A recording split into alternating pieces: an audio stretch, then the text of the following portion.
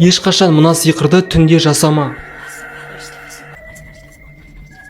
Америкада балалар арасында осындай сиқыр тарап жатыр. Ойынның атауы қауырсындай жеңіл, тақтайдай қатты. Бұған кемінде 3 адам қатыса алады. Біреуі өлген адам секілді жерде жатады, ал қалғандары оны айналып, қауырсындай жеңіл, тақтайдай қатты деп қатты айта бастайды. Күлуге немесе артық сөйлеуге болмайды. Біраз уақыттардан кейін жерде жатқан адам аспанға көтеріледі. Достар, әрине біліп тұрмыз ғой бұл нәрсенің өтірік екенін, бірақ ең қорқыныштысы ол емес. Ең қорқыныштысы мұны балалардың ойнайтынында. Осындай ойындардың кесірінен травма алып қалғандар аз емес. Және бұл видеоны жасап жатқандағы мақсатым, егер сіз ініңіздің, қарындасыңыздың немесе балаңыздың осындай нәрсемен айналысып жатқанын көрсеңіз, ойнап жатыр ғой деп өтіп кетпей, оны тоқтатуыңыз керек. Жын шақыратын ойындармен ойнау балалар түгілі ересектерге де зиян. Менің атым Наурыз, парақшамда бұдан да қорқынышты видеоларды көре аласың. Маған тіркел.